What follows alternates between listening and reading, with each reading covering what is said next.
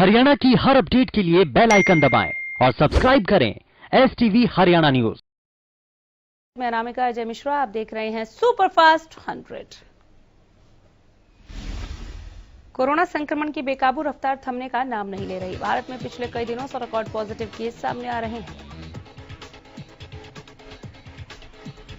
देश में पिछले 24 घंटे में कोरोना के 3,15,000 से अधिक वर्ल्ड रिकॉर्ड नए मामले सामने हैं, जबकि लगातार दूसरे दिन मरने वालों का आंकड़ा बढ़ा है। ताजा आंकड़ों के मुताबिक एक दिन में कोरोना महामारी की चपेट में आकर 2100 से अधिक लोगों की जान गई है। भारत में हर रोज तेजी से बढ़ते कोरोना के एक्टिव मामलों के आंकड़े डरावने हैं। महाराष्ट्र में कोरोना वायरस के बेलगाम मामलों के बीच उद्धव सरकार ने पाबंदियां बढ़ा दी हैं। महाराष्ट्र में आज रात 8 बजे से 1 मई तक लॉकडाउन रहेगा। जारी की गई नई गाइडलाइंस के मुताबिक सभी सरकारी दफ्तर केवल 15% कर्मचारियों की मौजूदगी के साथ चलेंगे। सरकारी आदेश के मुताबिक आबादी समारोह के लिए सिर्फ 2 घंटे की इजाजत होगी। शादी में सिर्फ 25 लोग शामिल हो सकते हैं। इस नियम का उल्लंघन करने वाले लोगों को 50,000 का जुर्माना देना होगा। नई पाबंदियों के मुताबिक सरकारी बस 50% की कैपेसिटी पर चलेगी। खड़े रहकर सफर करने पर भी रोक लगाई गई है। कोरोना संकट के बीच दिल्ली हाईकोर्ट ने अस्पताल में ऑक्सीजन की कमी को लेकर केंद्र सरकार को फटकार लगाई है। दरअसल ऑक्सीजन की कमी के मामले को लेकर मैक्स अस्पताल ने दिल्ली हाईकोर्ट का रुख किया और तुरंत सुनवाई की मांग की। ऑक्सीजन के मसले पर सुनवाई करते हुए कोर्ट ने केंद्र सरकार से औद्योगिक उद्देश्यों के लिए ऑक्सीजन की आपूर्ति तुरंत रोकने के लिए कहा। हाईकोर्ट ने केंद्र सरकार को फटकार लगाते हुए कहा कि आपको डिमांड और सप्लाई का कोई अंदाजा क्यों नहीं है। केंद्र ऑक्सीजन जल्द से जल्द अस्पतालों में भेजने के लिए रोड पर डेडिकेटेड कॉरिडोर बनाए और अगर संभव हो तो ऑक्सीजन को एयरलिफ्ट कराया जाए।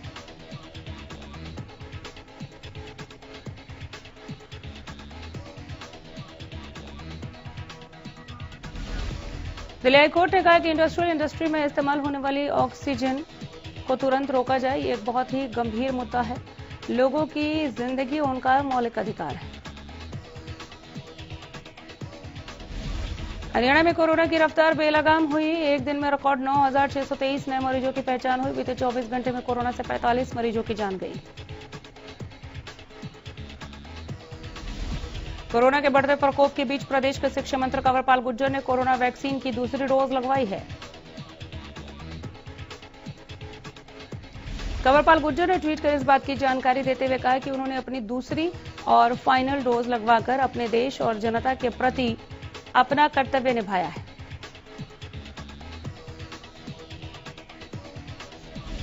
स्वास्थ्य मंत्री अनिल विज ने कोरोना रेमडेसिविर और किसानों को लेकर अपनी बात रखी। अनिल विज ने दिल्ली सरकार पर ऑक्सीजन के टैंकर को लूटने का आरोप लगाया। वहीं दूसरी तरफ विज ने कहा कि जो भी आपदा के वक्त में किसी भी तरह की कालाबाजारी करता पाया जाता है तो उसके खिलाफ सख्त कार्रवाई की जाएगी। प्रदेश के सामाजिक न्याय एवं रोजगार राज्य मंत्री ओम प्रकाश यादव ने पानीपत में मीडिया से बात करते हुए बड़ा बयान दिया। ओम प्रकाश यादव ने कहा कि बेरोजगारी को दूर करने के लिए हरियाणा सरकार ने प्राइवेट सेक्टर में हरियाणा के युवकों के लिए 70% कोटा देने की बात कही है। जिस दिन यह कोटा लागू हो गया उस दिन हरियाणा का कोई युवा बेरोजगार नहीं रहेगा। वहीं लॉकडाउन की आशंका के चलते प्रवासी मजदूरों द्वारा पलायन को लेकर उन्होंने कहा कि हरियाणा में कोई लॉकडाउन नहीं लगाया जाएगा। हरियाणा सरकार ने पिछली बार वापस गए मजदूरों को 50% किराया देकर प्रदेश में वापस बुलाया था। सरकार गरीब मजदूर वर्ग की कमेरे वर्ग की हितैषी है। फरीदाबाद के 3 नंबर इलाके में शमशान घाट में शवों के दाह संस्कार के लिए जगह नहीं बची, जिसके चलते बुधवार को यहां आने वाले शवों का दाह संस्कार शमशान घाट के कार पार्किंग में करना पड़ा। शमशान घाट में दाह संस्कार करने की वजह से हुआ धुआं लोगों के घरों में घुसने लगा, जिसका स्थानीय लोगों ने जमकर विरोध किया। जिसके बाद इस विरोध को देखते हुए पुलिस मौके पर पहुंची। शमशान घाट में इस तरह की कृत्य को करने के बाद दाह संस्कार शमशान घाट के अंदर ही करने का फैसला लिया गया। पुलिस के पहुंचने के बाद यह फैसला लिया गया। लोगों को समझा बुझाकर शांत कराया गया। पंचकुला के सेक्टर 20 में कोरोना के डर से एक युवक ने 8वीं मंजिल से छलांग लगाकर खुदकुशी कर ली। खुदकुशी करने वाला युवक इंजीनियरिंग फर्स्ट ईयर का स्टूडेंट था।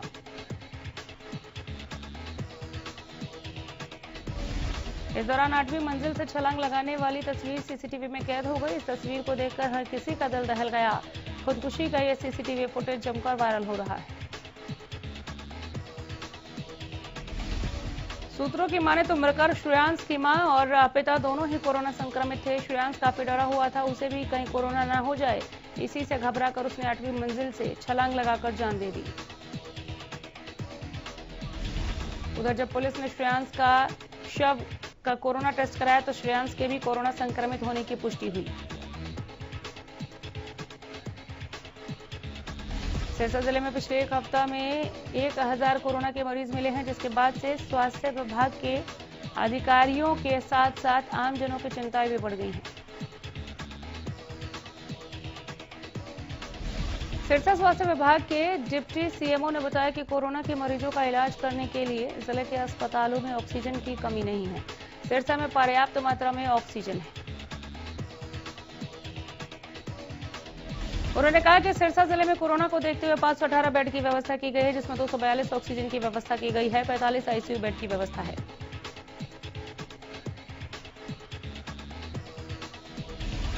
आईएमटी मानेसर इंडस्ट्रियल एसोसिएशन के अध्यक्ष पवन यादव ने बताया कि ऑक्सीजन की कमी को पूरा करने के लिए आईएमटी उद्योगों से ऑक्सीजन गैस सिलेंडर जिला प्रशासन को दिए गए। आईएमटी इंडस्ट्रियल एसोसिएशन ने 10,000 लीटर ऑक्सीजन गैस देने में मदद की है, जिसकी कीमत करीब 16 लाख रुपए है, जिसे बिना किसी charge IMT Manesar industrial association ने प्रशासन को दिया।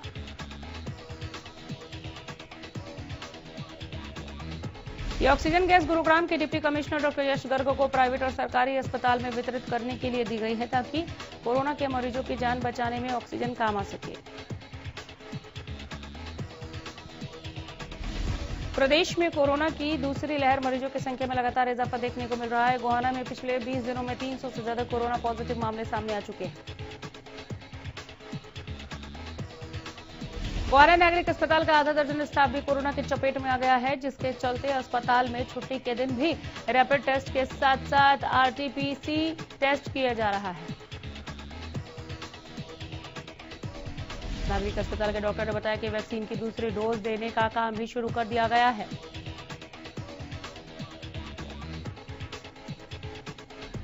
राई कुंडली के औद्योगिक क्षेत्र से मजदूरों के पलायन को लेकर सोनीपत ट्रक यूनियन की चिंता बढ़ गई है। मजदूरों के पलायन से ट्रक यूनियन के लोडिंग कारोबार पर असर पड़ रहा है।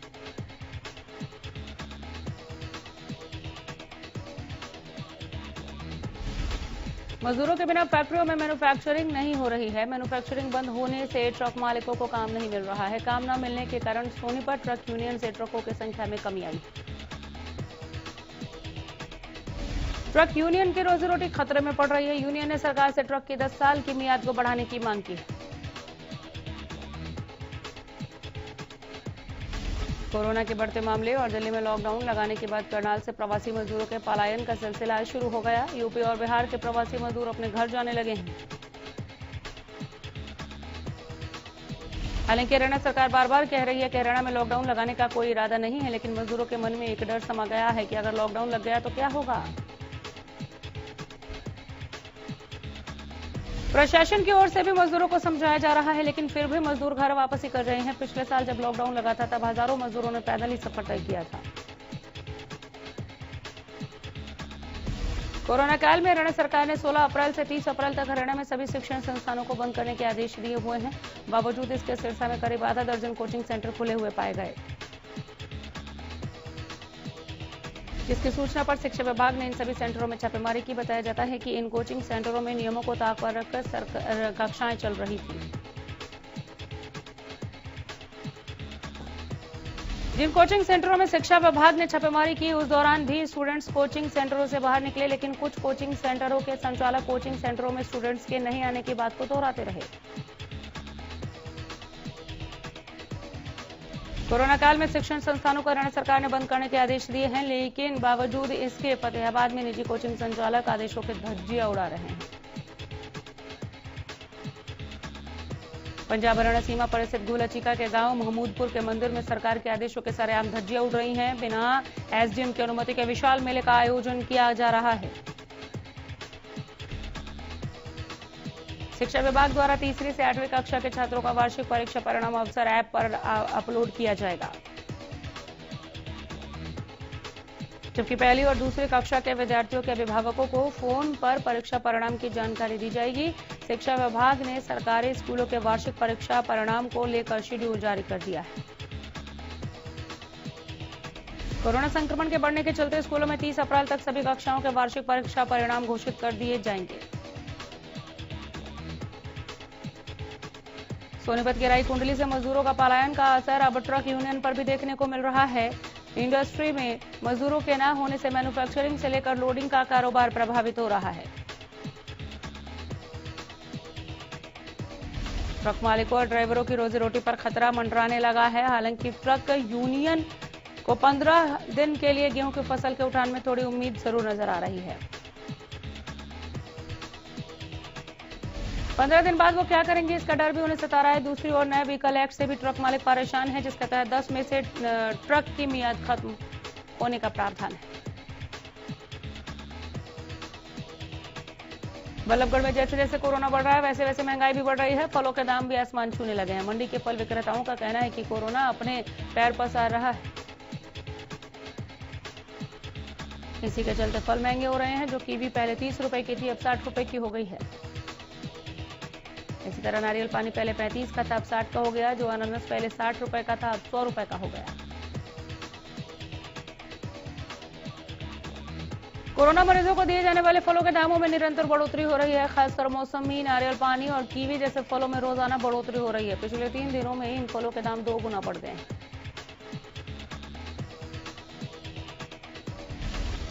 दुकानदारों का कहना है कि डिमांड बढ़ी है, जिस वजह से बाहर से आने वाले फलों के दाम भी रोजाना बढ़ रहे हैं।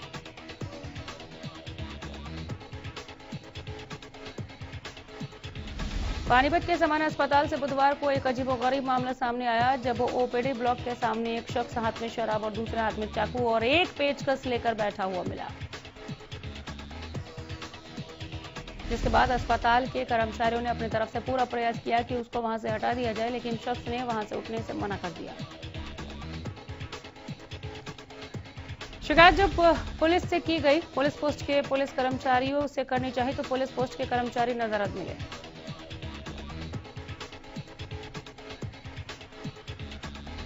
कैथल में एमटीपी यानी medical termination of pregnancy kit की ऑनलाइन डिलीवरी हो रही है। इसका खुलासा कैथल जिला के district PNDT nodal officer doctor Gaurav Punia द्वारा ग्राहक बनकर अमेजन साइट से ऑनलाइन मंगवाई 2 एमटीपी किट से हुआ है। डॉक्टर गौरव पूनिया के ऑर्डर करने के 7 दिन बाद ही उड़ीसा से बिल और डिलीवरी चार्ज समेत 2 एमटीपी किट 897 रुपए में उनके घर पहुंच गई।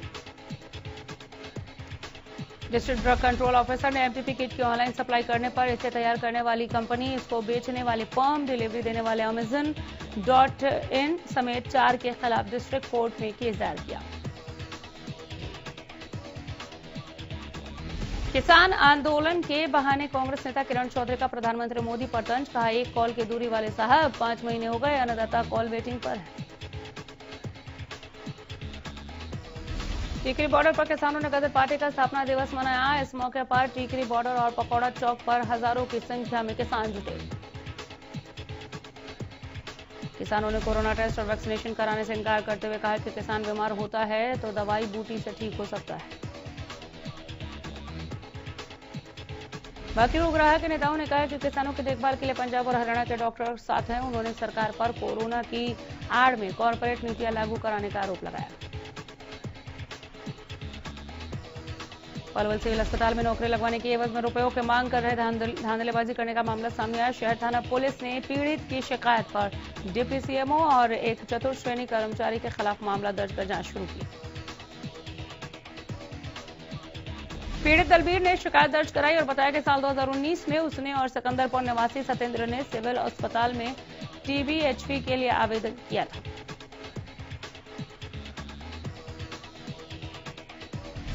इसमें सत्येंद्र की बातचीत अस्पताल में काम करने वाले चतुर्श्रेणी कर्मचारी जोधा से हुई, जिसने इस पद के लिए 2.5 लाख रुपए की मांग की, लेकिन जब शख्स की नौकरी नहीं लगी तो बवाल हो गया।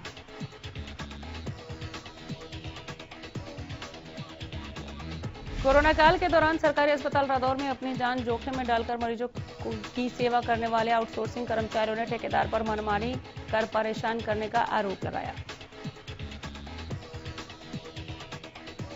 कर्मचारियों ने बताया कि ठेकेदार उन्हें रादौर सरकारी अस्पताल से जिले के दूसरे अस्पताल में बदली कर परेशान कर रहा है, जिससे नाराज आउटसोर्सिंग कर्मचारियों ने सामुदायिक स्वास्थ्य केंद्र और रादौर परिसर में नारेबाजी की। धरना प्रदर्शन कर रहे एक आउटसोर्सिंग कर्मचारी संदीप कुमार ने बताया कि कोरोना काल में ठेकेदार कर्मचारियों की नौकरी छीन रहा है। फतेहाबाद की सब्जी मंडी में उधार का सामान लेने को लेकर 2 गुटों में झड़प हो गई, जिसमें दोनों गुटों के लोगों ने एक दूसरे पर क्रेटों से हमला कर दिया। इधर साइबर सिटी गुरुग्राम में लूट की वारदातें थमने का नाम नहीं ले रही। लूट का ताजा मामला गुरुग्राम के सेक्टर 37 से आया, जहां 2 बदमाश मनी ट्रांसफर के संचालक को गोली मारकर 4 लाख रुपए की नकदी लूटकर फरार हो गए।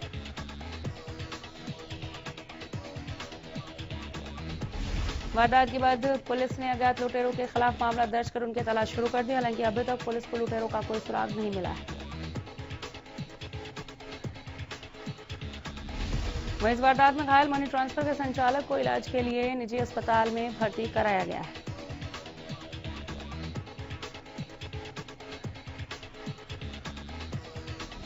इधर पुलिस ने एक सौतेले पिता को गिरफ्तार किया है, जिसने अपने 7 महीने के बच्चे की गला दबाकर हत्या कर दी।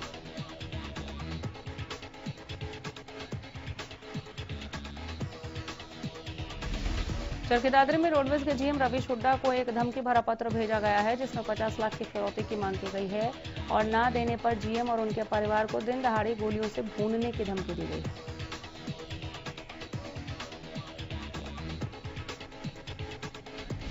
बताया जा रहा है कि पत्र के आखिर में प्रधान बिश्नोई गैंग का नाम लिखा गया है। सिटी थाना पुलिस को दी शिकायत में जीएम ने बताया कि उनके कार्यालय के एक कर्मचारी ने उन्हें लिफाफा लाकर दिया था।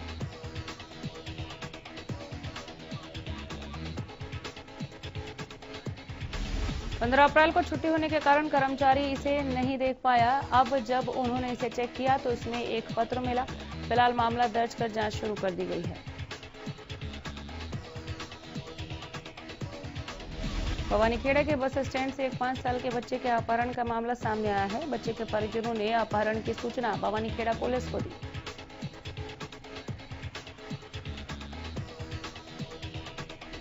अपहरण की सूचना मिलते ही डीएसपी हेडक्वार्टर वीरेंद्र सिंह मौके पर पहुंचे। भवानीखेड़ा पुलिस सीआईए 1 और सीआईए 2 की टीमें बच्चे की तलाश में जुट गई। आसपास के सभी पुलिस थानों को अलर्ट कर दिया गया है। अपहरण की घटना सीसीटीवी में कैद हो चुकी है। अपहरण किया गया बच्चा गांव भैणी कुंगड़ का है। भवानीखेड़ा के वाटर ट्रीटमेंट प्लांट में हुई हत्या मामले में पुलिस ने 3 आरोपियों को गिरफ्तार कर लिया है और आरोपियों से घटना के दौरान इस्तेमाल की गई रोड भी बरामद की गई।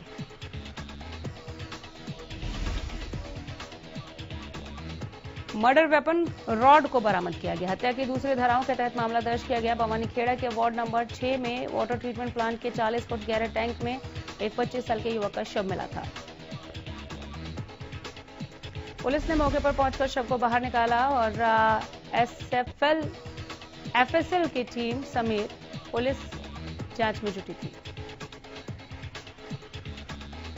यमुनानगर के ईसोपुर गांव में पाइन प्लाईवुड कंपनी के एक कर्मी की हत्या का मामला सामने आया। बताया जा रहा है कि आपसी रंजिश के चलते छोटेलाल नामक कर्मचारी की उसी के साथ काम करने वाले मदन उर्फ सीतामढ़ी ने हत्या कर दी। पुलिस के मुताबिक उन्हें देर रात कंपनी के चौकीदार की ओर से सूचना मिली थी कि मजदूर की हत्या हो गई है। फिलहाल शव को कब्जे में लेकर पोस्टमार्टम के लिए भिजवा दिया गया है और चौकीदार की शिकायत के आधार पर आरोपी के खिलाफ मामला दर्ज कर लिया गया। इधर फरीदाबाद के सेक्टर 24 इलाके से एक निजी कंपनी में एक युवक को बंधक बनाकर कंपनी के कर्मचारियों द्वारा पिटाई करने का आरोप लगा है। युवक के परिजनों द्वारा निजी कंपनी पर युवक को बंधक बनाकर पीटने का आरोप लगाया गया। युवक के भाई का कहना है कि निजी कंपनी के कर्मचारियों की ओर से उनके भाई को बांधकर बुरी तरह पिटाई की गई। घायल युवक को इलाज के लिए बादशाह खान अस्पताल में भर्ती कराया गया।